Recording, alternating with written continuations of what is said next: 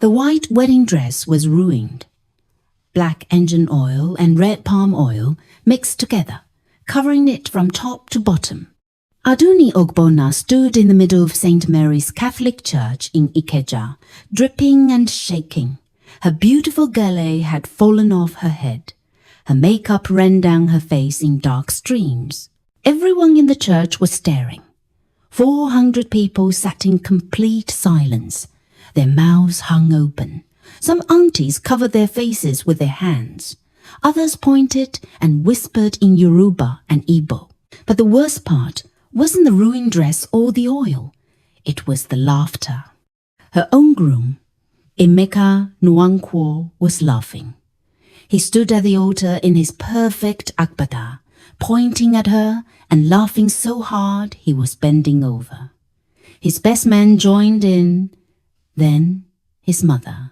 Soon, half the church was laughing at Aduni on what was supposed to be the happiest day of her life. But wait, why was Emeka laughing?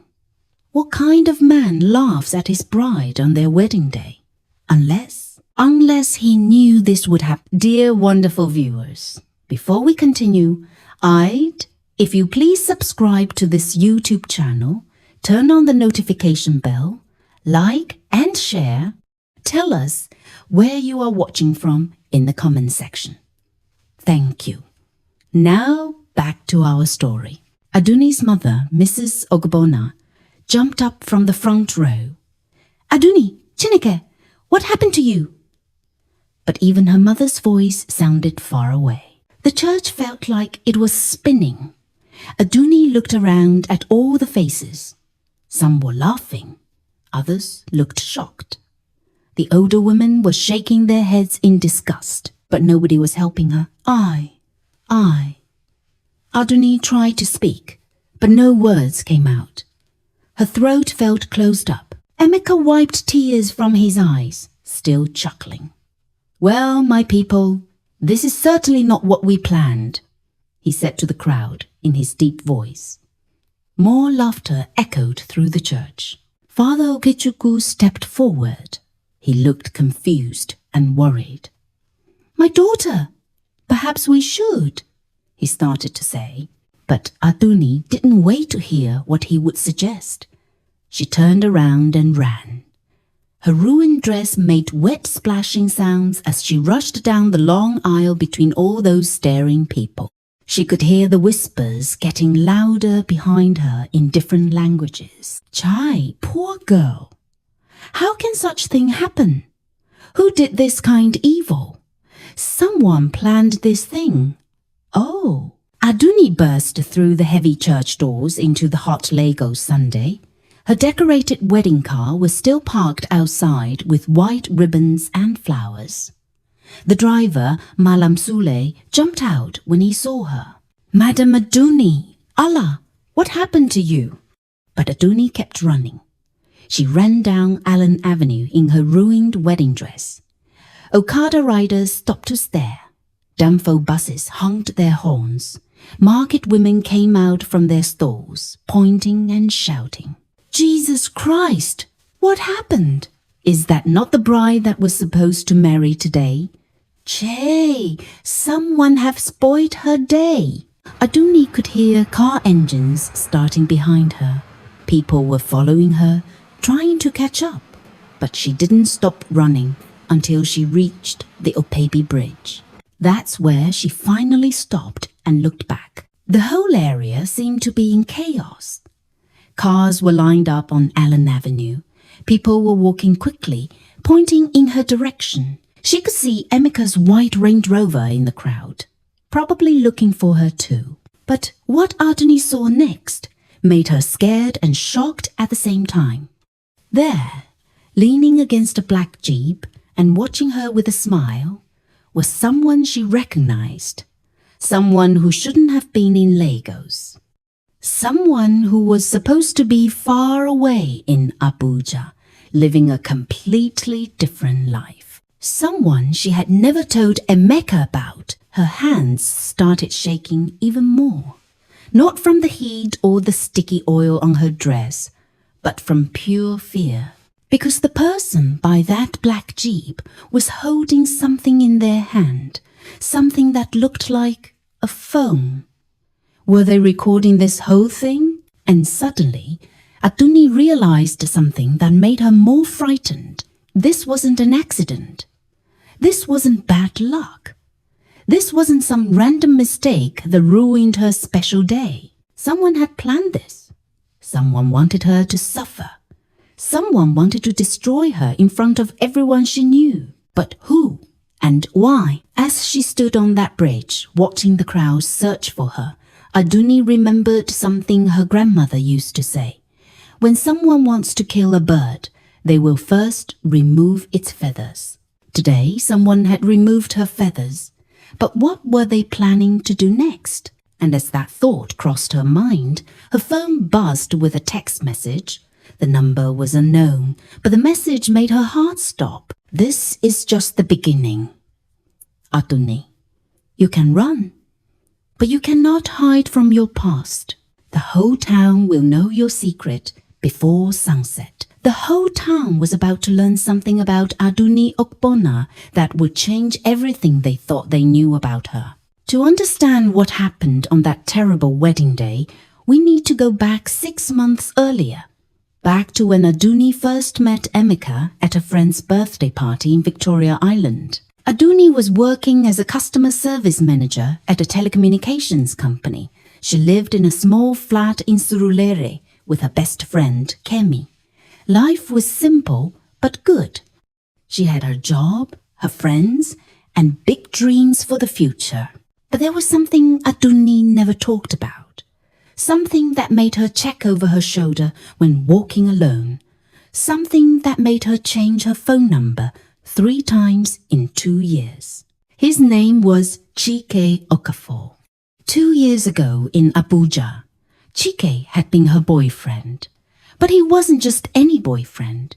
He was the son of a powerful politician, rich, handsome, and completely obsessed with Aduni. When she tried to break up with him, he refused to let her go.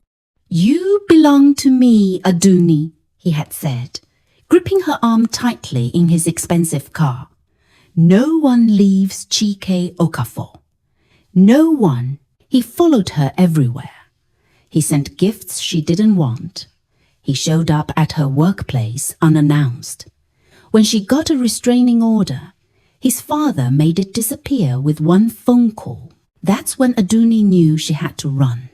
She quit her job in Abuja in the middle of the night.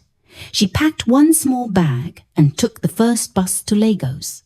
She told no one where she was going, not even her own mother. For 2 years, she had been hiding in Lagos, using her middle name instead of her first name, working under her mother's maiden name. She thought she was safe until she met Emeka. Emeka Nwankwo was everything Chike wasn't. Kind, gentle, respectful. He made her laugh. He never raised his voice. He treated her like a queen, not a possession. When he proposed after just 4 months of dating, Aduni said yes immediately. She thought marriage would protect her. She thought becoming Mrs. Nwankwo would make Chike forget about her. She was wrong. Now, standing on that bridge with oil staining her wedding dress, Aduni stared at her phone screen. The threatening message glowed back at her. "This is just the beginning, Aduni. You can run, but you cannot hide from your past. The whole town will know your secret before sunset." Her hands trembled as she typed back, "Chike?" The reply came immediately. "Did you really think you could marry another man and I wouldn't find out? Meet me at the old ShopRite parking lot in Maryland in 1 hour. Come alone.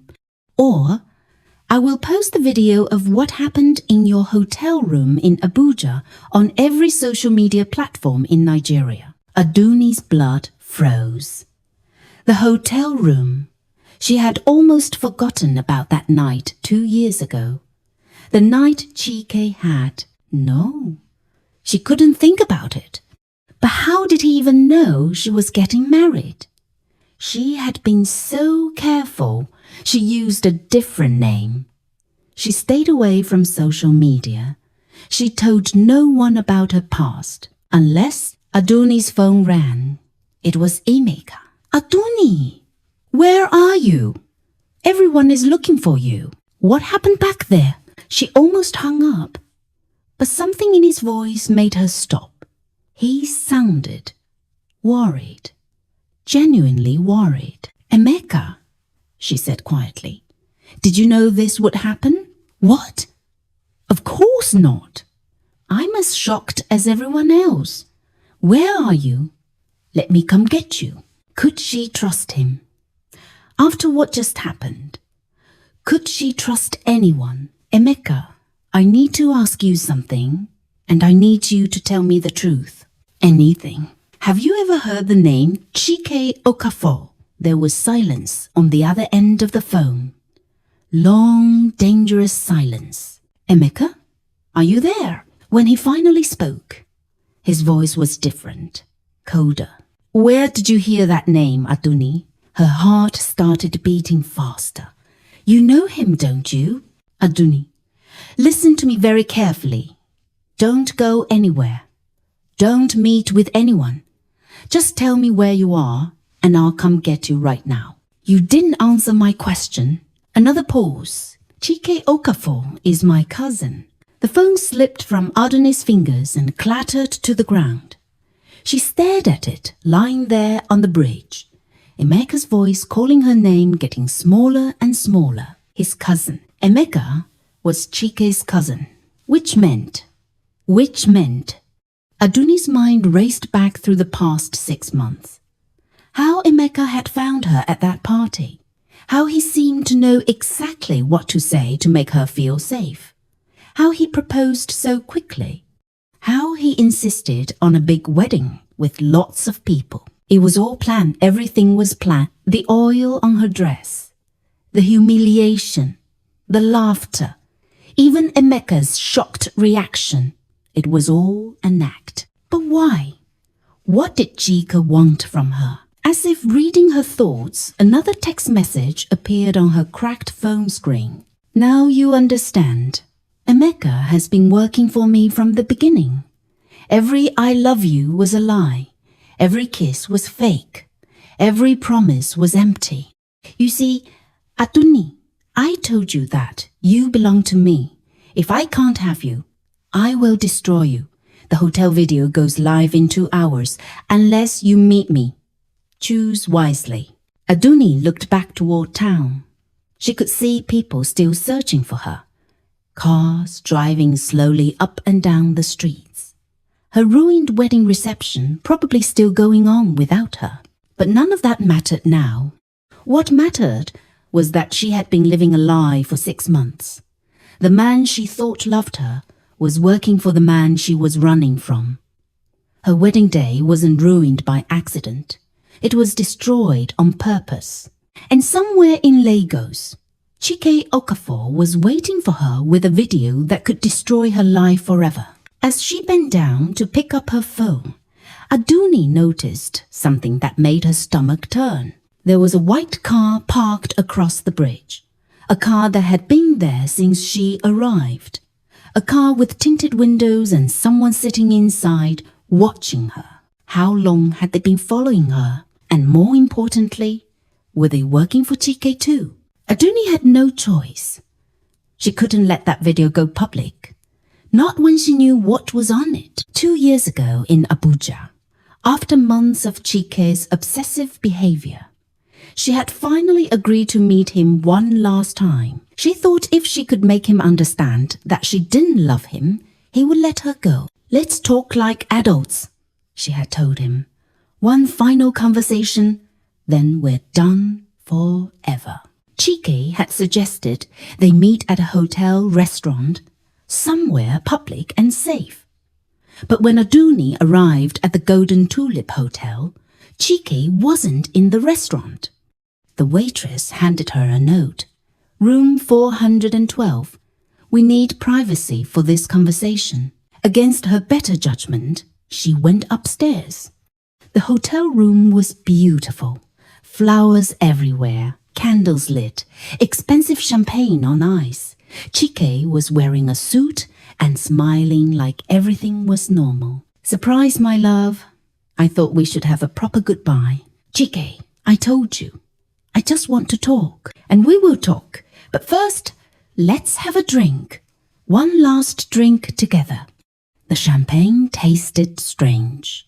Sweet, but with a bitter aftertaste. After just one glass, Aduni started feeling dizzy. I don't feel well, she had said, reaching for her purse. I need to go home. No, my dear, just rest a little. The room is paid for the whole night. That's when she knew something was wrong, very wrong. The room started spinning. Her words came out slurred. She tried to stand up, but her legs wouldn't work properly. What did you put in my drink?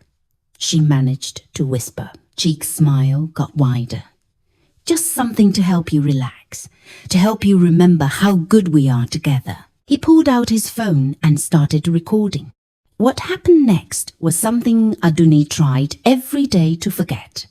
But now, standing on this bridge with oil on her wedding dress, she knew she could never escape that night. Chike had recorded everything, every moment of her confusion, every time she tried to say no, every second of her helplessness. The next morning, when she woke up alone in that hotel room, she found a note on the pillow. This is what happens when you try to leave me. The video is safe with me. Try to run again, and the whole world will see it. That same day, she had taken the first bus to Lagos. Now, 2 years later, her worst nightmare was coming true. Aduni looked at her phone. 1 hour and 30 minutes left before Chike made the video public. She had to get to Maryland shopping mall. But first, she needed answers about the white car. She started walking toward it, slowly, her ruined wedding dress making squishing sounds with every step. The person inside didn't drive away. They just sat there, waiting. When she was close enough to see inside, Aduni gasped. It was Kemi, her best friend and roommate. Kemi rolled down the window. Her eyes were red from crying. Aduni, get in the car. Now. Kemi? How did you find me? What are you doing here? I said, get in the car. Kemi's voice was shaking. There are things you need to know. Things about today. Things about Chike. Things about Emeka. Aduni hesitated. Could she trust anyone anymore? Kemi, how long have you been following me? Since you ran out of the church, I saw everything that happened. But Aduni, I know who poured that oil on your dress. And it wasn't Chike. What do you mean? Get in the car, and I explain everything. But we don't have much time. Chike isn't the only one who wants to hurt you today. Against her better judgment, Aduni got into the passenger seat. Kemi immediately started driving toward Maryland. Talk, Aduni said. Tell me everything. Kemi took a deep breath. 3 months ago, a woman came to our office looking for you. She said she was your sister. I don't have a sister. I know that now. But she knew things about you. Personal things. She knew about your job in Abuja. She knew about Chike.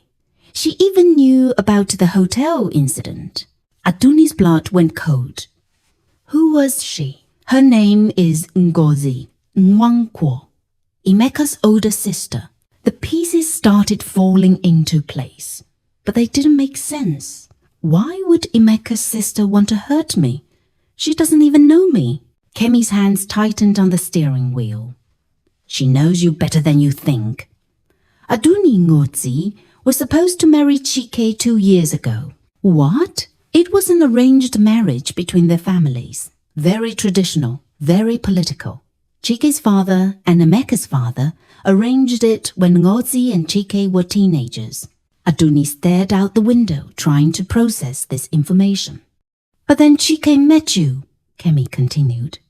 He became obsessed with you and called off the engagement. Ngozi's family was humiliated. They lost a very important political alliance. Her father's business deals fell through. They lost millions of naira.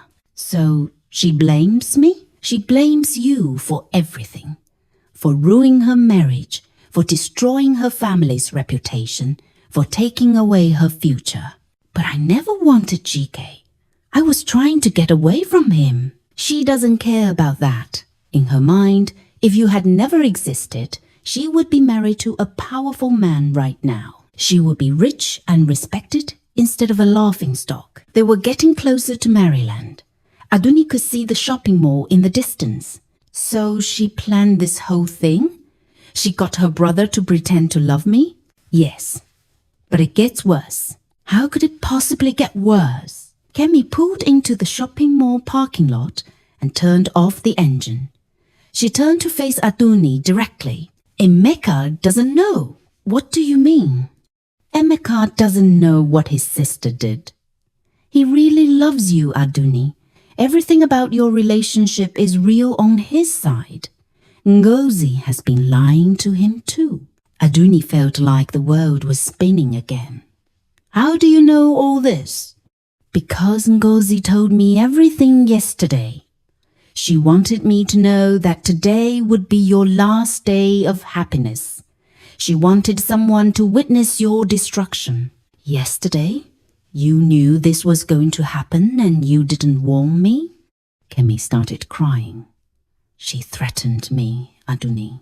She said if I told you anything, she would hurt my family, my little brother, my parents. I was scared. So you let me walk into my wedding knowing I would be humiliated? I didn't know she would pour oil on your dress. I thought she was just going to object during the ceremony or something. I didn't know it would be this bad. Aduni looked across the parking lot. She could see GK's black Jeep parked near the old ShopRite entrance. He was waiting for her. But now she understood something important. This wasn't just about GK's obsession anymore. This was about revenge. This was about a woman who blamed Aduni for ruining her entire life. Kemi, where is Ngozi now? I don't know. She said she wanted to watch from a distance. She wanted to see you suffer. Aduni checked her phone.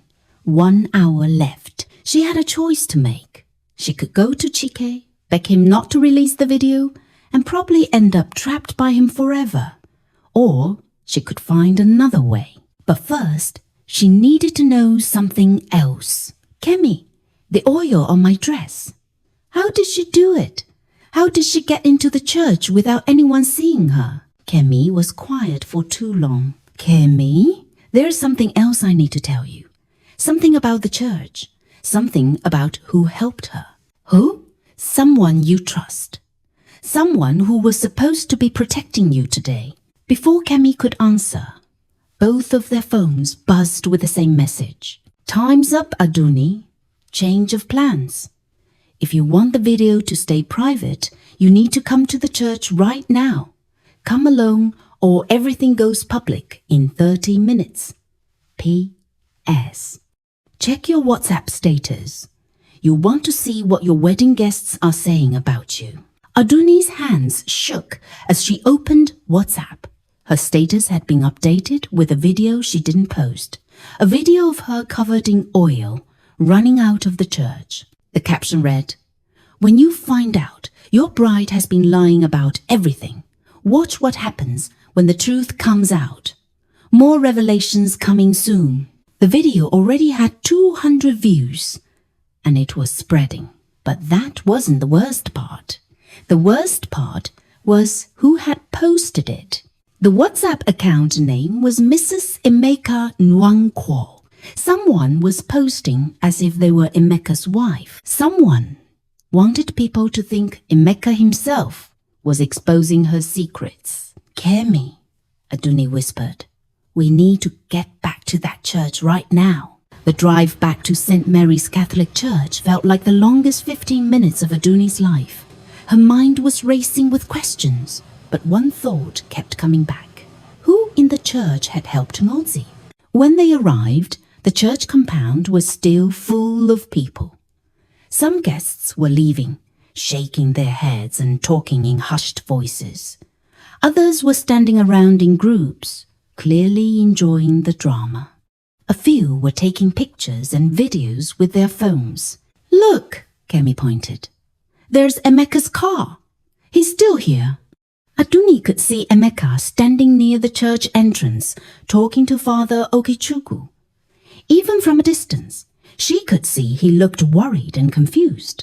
His agbada was wrinkled now, and his usually perfect hair was messy. "He really doesn't know, does he?" Aduni said quietly. "No. And Aduni, when he finds out what his sister did, it's going to destroy him too." They parked far enough away that no one would notice them immediately. Aduni needed to think. She needed a plan. "Kemi, you said someone I trust helped Ngozi get into the church. Who was it?" Kemi looked uncomfortable. "I'm not sure you want to know. Tell me." "It was your mother." The words hit Aduni like a physical blow. "What did you say?" "Your mother, Mrs. Okpona. Ngozi approached her last week and told her she was a friend of yours from Abuja. She said she wanted to surprise you at the wedding." My mother would never. But even as she said it, Aduni remembered something. Her mother had been acting strange all week. Nervous, secretive, always on her phone. "Ngozi told your mother that you had asked her to bring something special for the wedding. Something traditional from Abuja. Your mother believed her." "The oil." "Yes. Your mother thought it was palm oil for a traditional blessing. She let Ngozi into the church early this morning through the back entrance. Ngozi hid in the storage room until the ceremony started." Aduni felt sick. Her own mother had unknowingly helped destroy her wedding day. "But there's more," Kemi continued. "After Ngozi poured the oil on you, she didn't leave. She's still in the church." "What? Why?"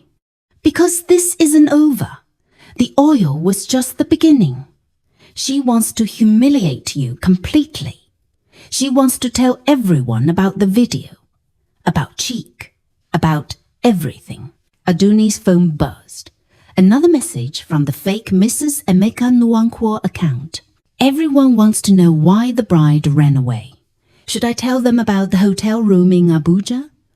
About the video? About who you really are? Come to the church altar in 5 minutes or I start talking." "She's inside the church right now," Aduni realized. "She's been watching everything. What are you going to do?"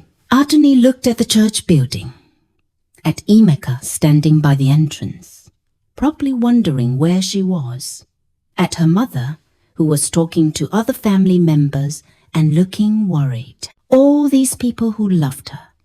All these people who would be destroyed when they learned the truth, unless she could stop it. "I'm going in," she said, but not the way she expects. "Aduni, that's dangerous. What if she really does have the video? What if Chike is in there too?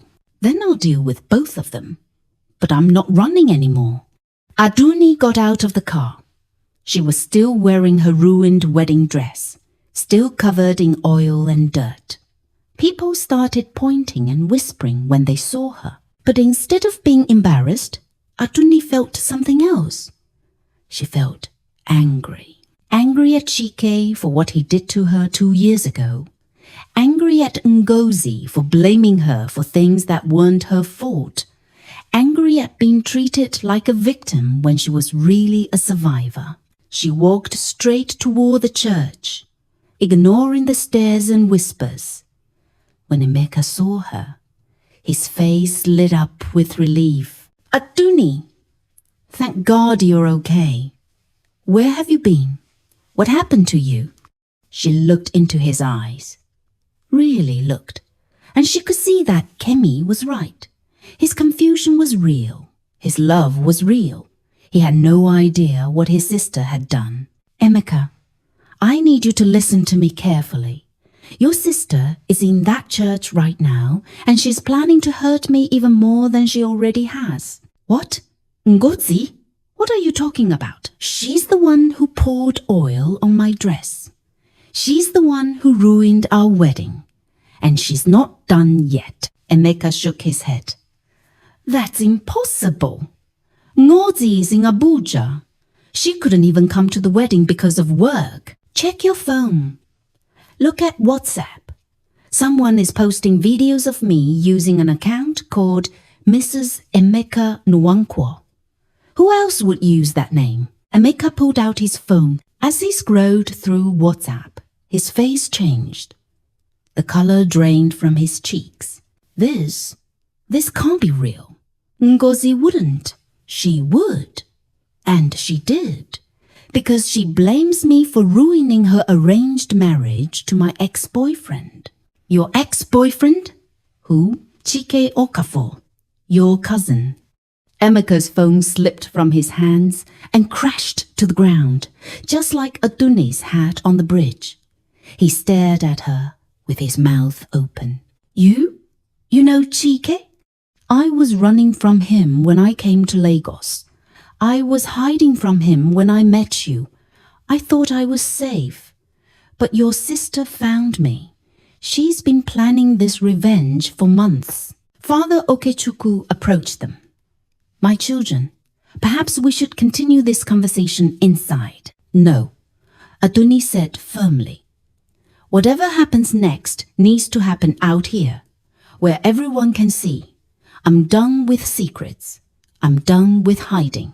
She walked past Emeka and Father Okechukwu straight through the church doors. The interior was dimly lit now, with only a few candles burning at the altar. Most of the guests had moved outside or gone home, but she could see someone sitting in the front pew. Someone in a green ghillie and matching dress. Someone who turned around when she heard footsteps. Ngozi Nwankwo was beautiful. Tall, elegant, with the same strong jaw as Emeka. But her eyes were cold and filled with hate. So, Ngozi said, standing up slowly, the runaway bride returns. It's over, Ngozi. I know everything. Emeka knows everything. Your plan failed. Ngozi laughed. It was a sound like broken glass. Failed? My dear, we haven't even started yet. Do you think ruining your wedding dress was my final plan? That was just to get your attention. She held up her phone. On the screen was a video ready to be posted. Aduni could see herself in the thumbnail, confused, helpless, in that hotel room 2 years ago. One click, Ngozi said. One click, and this goes to every contact in Emeka's phone, every guest at your wedding, every person in Lagos who knows your name. One click, and everyone sees what kind of woman you really are. What kind of woman I really am? Aduni's voice was getting louder.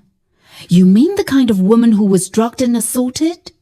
The kind of woman who was victimized by a man who couldn't accept rejection? That's what kind of woman I am? You destroyed my life. I was trying to escape a man who was obsessing over me. I never asked for any of this. People were starting to gather at the church entrance, drawn by the raised voices. Emeka pushed through the crowd, his face pale with shock. Ngozi, what are you doing? Why do you have that video? How do you even know about any of this? Ngozi turned to her brother with tears in her eyes. Because she took everything from me, Emeka. Everything. I was supposed to marry Chike. Our families arranged it. It would have made us one of the most powerful families in Nigeria. You were 16 when that arrangement was made, Emeka protested. You didn't even want to marry him. That's not the point. The point is that she ruined it. She made Chike obsessed with her, and when she ran away, he called off our engagement. Do you know what that did to our family? Do you know how much money we lost? How much respect? So you decided to destroy an innocent woman's life? Innocent? Ngozi laughed again. Look at this video and tell me she's innocent. She held up the phone again, her finger hovering over the send button. But before she could press it, something unexpected happened. The church doors burst open, and Chike Okafor walked in with two men in suits. "Nobody move," he said in his deep, commanding voice. "This ends now." But he wasn't looking at Aduni when he said it. He was looking at Ngozi, and the expression on his face wasn't love or obsession. It was pure rage. "Nobody move," Chike said again, walking slowly down the church aisle. The two men in suits spread out behind him, blocking the exits. "Especially you, Ngozi." Ngozi's confident smile faltered. "Chike, what are you doing here? I told you to wait outside." "You told me many things, Ngozi. Most of them were lies." Aduni watched in confusion as Chike pulled out his own phone. But instead of looking at her, he was staring at Ngozi with an expression she had never seen before. Not obsession, not love, but something that looked almost like disgust. "Chike," Ngozi said, her voice getting higher. "Remember the plan? She humiliated both of us. She needs to pay for what she did." "What she did?"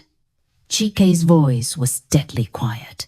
"Tell me, Ngozi, what exactly did Aduni do to you?" She took you away from me. She ruined our engagement. She destroyed our family's alliance. Is that what you think happened?" The church was completely silent now.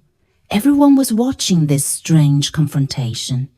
Emeka looked confused.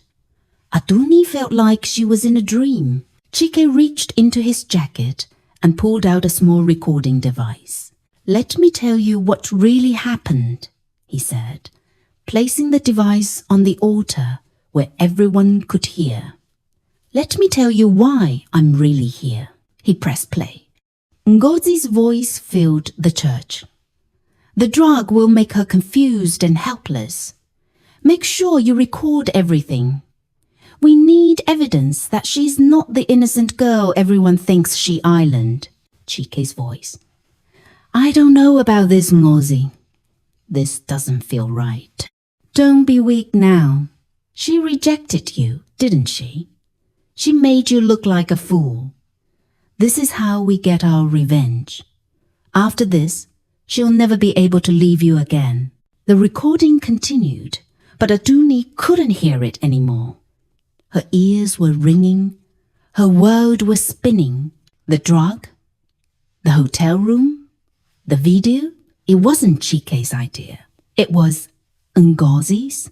"Turn it off," Ngozi whispered, but Chike ignored her. The recording kept playing. "Are you sure she won't remember? The drug I gave you will make sure that she might have some fuzzy memories, but nothing clear. And even if she does remember, who will believe her? You're the son of a politician. She's nobody." Chike stopped the recording and looked around the church. That was 2 years ago, the night before Aduni disappeared from Abuja. He turned to face the crowd of wedding guests. "My name is Chike Okafor. 2 years ago, I was in love with this woman. Obsessively, stupidly in love. When she tried to break up with me, I was devastated." His voice got stronger. "My cousin Ngozi came to me with a plan. She said if I could get compromising evidence against Aduni, I could use it to keep her in my life. She said it was the only way. Aduni felt like she couldn't breathe. You knew it was wrong?" Chike looked at her directly for the first time. "I knew it was wrong, but I was young and stupid and obsessed. I thought, if I went through with it, you would somehow understand how much I loved you." "Love?" Aduni's voice cracked. "You call that love?" "No, I call it the worst mistake of my life." He pulled out another device, a phone. After you disappeared, I couldn't sleep. I couldn't eat. The video felt like poison in my hands. I wanted to delete it, but Ngozi said we might need it later. Ngozi was backing toward the church door, but the men in suits stepped forward to block her path. Then, Chike continued, 6 months ago, Ngozi came to me with another plan. She said she had found you in Lagos. She said you were getting married to her brother, and this was our chance for final revenge. But I told her no. I told her I was done. I told her I wanted to find you and apologize for what I had done. He looked at Emeka. That's when she told me about you, cousin. She said she would use you to get close to Aduni. She said she would make you fall in love with her, then destroy you both on your wedding day. Emeka's face went white.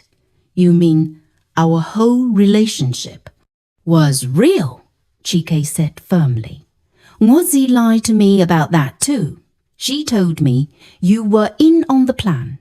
She told me you were pretending to love Aduni to hurt her. But when I got to Lagos yesterday and saw how you looked at her, I knew she had lied about that too. He turned back to the crowd. So I came here today to stop her, not to hurt Aduni, to protect her. You're lying, Ngozi screamed. TK, tell them about the video. Show them what kind of woman she really is. The video, Chike said quietly, was destroyed 6 months ago. The church erupted in gasps and whispers. What? Ngozi stared at him in shock. I deleted it. Every copy. It's gone forever. He looked at Aduni. It should never have existed in the first place. Ngozi's phone was still in her hand, the fake video ready to send. But now everyone could see it was a bluff. There was no real video to threaten anyone with. But, the messages, the threats, Aduni said. That was all Ngozi. She was pretending to be me through text messages. She wanted you scared and desperate. Father Okechukwu stepped forward. Perhaps we should call the police. Already here, said one of the men in suits, showing his badge. Detective Inspector Adebayo, Lagos State Police. We've been investigating Miss Nwankwo for fraud and extortion for the past 3 months. Fraud? Emeka looked confused. The detective explained. Miss Nwankwo has been running marriage scams across multiple states. She finds women who are in relationships, digs up dirt on their past, then extorts money from them to keep quiet. When Mr. Okafor contacted us about her plans, we decided to let today's events play out so we could catch her in the act. So this was all. Aduni could barely speak. An elaborate revenge scheme that became a criminal operation, the detective confirmed. Miss Nwankwo, you are under arrest for extortion, fraud, and conspiracy. As the police led Ngozi away in handcuffs, she turned back to scream at Aduni. This isn't over. You still ruined my life. You still took everything from me. But her voice got smaller and smaller as they took her outside. The church was quiet again. All the wedding guests were staring. Some were recording with their phones. Others were whispering excitedly. Chike approached Aduni slowly. I know you probably never want to see me again. I know what I did was unforgivable. But I need you to know that I've spent every day of the past 2 years regretting it. Aduni looked at him. Really looked at him. The obsession was gone from his eyes. He looked tired, sad, but not dangerous anymore. I don't forgive you, she said quietly. What you did, what you participated in, it changed my whole life. It made me afraid to trust anyone. I know, but I'm glad you stopped her today. I'm glad you chose to do the right thing. even if it was late. Chike nodded. I'm moving to the UK next month. For work. I won't bother you again, I promise. He turned to Emeka. Cousin, I'm sorry she used you too. But for what it's worth, what you have with Aduni is real. Don't let my family's mistakes destroy that. Then he walked out of the church, leaving Aduni and Emeka alone at the altar. Emeka looked at her with tears in his eyes. I'm so sorry. I had no idea what my sister was planning. If I had known. You couldn't have known. She fooled everyone. But our wedding is ruined. Your dress is ruined. Everyone saw. Aduni looked around the church. At her mother, who was crying with relief. At Kemi, who gave her a thumbs up. At Father Okechukwu, who was smiling gently. At all the wedding guests who were now applauding. Actually, she said, taking Emeka's hand, I think our wedding is just getting started. What do you mean? I mean, we're both still here. We still love each other. We still want to be married. And now we have no more secrets between us.